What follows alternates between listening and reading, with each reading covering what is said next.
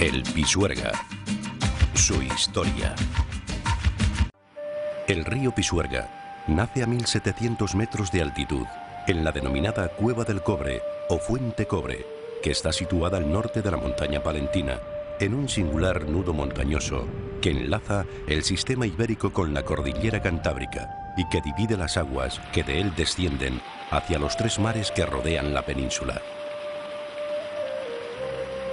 Tras más de 2 kilómetros de recorrido subterráneo, sus aguas afloran en esta cueva que posee una gran entrada principal de 16 metros de altura y que suele servir de cobijo para el ganado vacuno en los meses de verano, pues su interior permanece a unos 10 grados de temperatura. Hay que dar un largo paseo a pie para llegar hasta la cueva, siendo habitual que los visitantes poco informados no consigan llegar hasta ella, lo que por otra parte la ha librado del turismo masivo y la mantienen en un estado natural óptimo. Al poco ya de nacer el caudal del Pisuerga, se va nutriendo con numerosos arroyos y con posterioridad de varios ríos, siendo el Carrión su afluente más importante. La longitud total del Pisuerga es de 282 kilómetros, que tras salvar un desnivel de unos 1.300 metros, desemboca en el Duero, haciéndole a este triplicar su caudal. Ocurre esto en Pesqueruela, cerca de la vallisoletana población de Simancas, donde se puede apreciar claramente aquello del viejo dicho: el Duero lleva la fama y el Pisuerga el agua. El nombre de Pisuerga proviene de Pisoraca, término de origen céltico con que se denominaba a la ciudad prerromana, que estaría situada cerca de la actual Herrera de Pisuerga, y donde posteriormente los romanos instalaron un campamento hacia los años 10 o 20 a.C.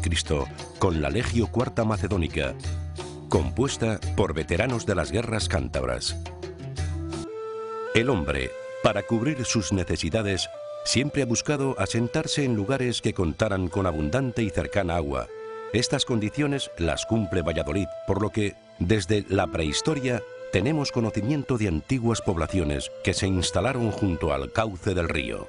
Hablar del Pisuerga, su paso por Valladolid en la prehistoria, es hacerlo inevitablemente de un poblado que hay en las inmediaciones de la ciudad, tampoco lejos de Santovenia, que es el Soto de Medinilla. Es un poblado céltico que vivió aproximadamente entre el año 1000 a.C. y la época de Cristo, y en él hemos llevado a cabo excavaciones desde la Universidad de Valladolid y hemos obtenido información bastante importante de cómo funcionaba el río. Había ya un bosque de galería en aquel momento importante, de chopos, de álamos, muy parecido al actual, pero tenemos la impresión de que el río era un río considerablemente más limpio que el actual. Hay tres datos interesantes, me parece a mí, para pensar de esta manera. Por una parte, existían los castores, había una población de castor en el río relativamente estable.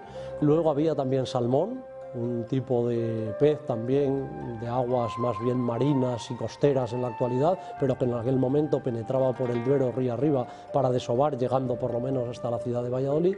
Y por otra parte había también águilas pescadoras. Estamos hablando, por lo tanto, de un río todavía más limpio que el actual. Y digo todavía más limpio que el actual porque hace 20 años, al parecer, estaba un poco más sucio que en el día de hoy. La cercanía de la ciudad al río Pisuerga ha supuesto que Valladolid haya sido testigo de innumerables crecidas de sus aguas, aunque hay algunas que por su importancia queremos destacar. Los ríos son una bendición para Valladolid.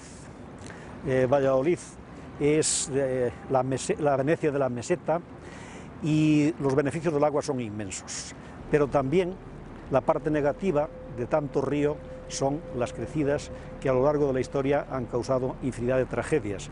Cada 10 años, 15 años hay una gran crecida. De las múltiples que hay, la última ha sido la del año 2001, que todos recordamos, y que no fue mayor tragedia gracias al sistema ya de presas y la mejor construcción actualmente con el cemento armado. De las múltiples que hubo a lo largo de la historia, yo creo que la más significativa, la que puede ser paradigmática, es la del año 1636.